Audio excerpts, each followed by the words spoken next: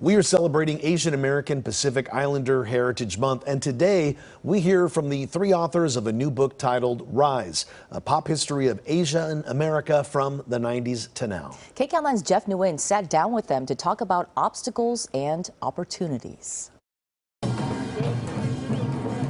Last year, Americans marched against the nearly 7,000 hate incidents against Asian American Pacific Islanders during the first year of the pandemic.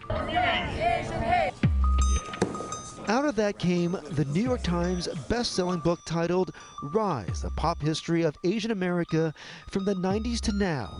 Journalist and culture critic Jeff Yang is one of the three authors. The message of the book is, when you have to flip that table, flip it. There are lighthearted and serious examinations of 30-plus years of Americana. Peabody Award winner Phil Yu tackles news and culture in his blog, Angry Asian Man. The name is meant to shatter stereotypes about people who are always willing to go along with anything. It's definitely an encouragement for people to stand up and say something. Like the 1982 beating death of Vincent Chin that was racially motivated. The two men convicted in the case avoided jail time, and Chin's story wasn't taught in public schools in the 90s. I too did not learn about Vincent Chin until I was in college. It was like being punched in the gut. In 1992, images of Korean Americans with guns during the civil unrest in LA were splashed across the media. Lost in that coverage was how LA's Koreatown and South LA were left to burn. Police fell back to essentially protect West Hollywood, Beverly Hills, largely white enclaves. There were no services, emergency, medical, or otherwise, going into Koreatown. Jjajangmyeon is a Chinese dish. You told her it was from Korea. She don't know the difference. Get out of here. The portrayal of the AAPI community is something Philip Wang knows all too well. He's the co-founder of a digital production company with millions of YouTube subscribers. We could just go be the leads of our own stories. One race, 2G buy-in, winner takes all. He addressed the erasure of AAPI characters in the original Fast and Furious movie, which centered around the modified import car culture.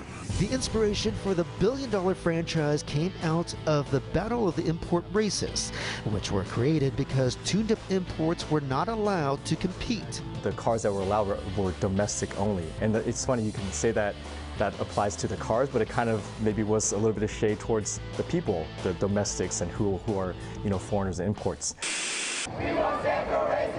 In 2002, before social media, Abercrombie & Fitch faced backlash for a series of t-shirts that many found offensive. Particularly college students who Abercrombie & Fitch were marketing to. Asian American college students that rose up, they organized protests and say, take these off your shelves. And Abercrombie & Fitch listened. From publishing to the early days of the internet to social media, the authors have found technology as workarounds against barriers that still remain. We're finding our voice, and we're finding other people who are also in the fight together. No matter how far you get, in your career, professional career, it's super important to send the elevator back down. We want to say that first and foremost, that if you're Asian American, you deserve to take up space. We want to say, don't always move out of the way for other people, right? And we want to say, make room for others as well. Jeff Nguyen, CBS 2 News.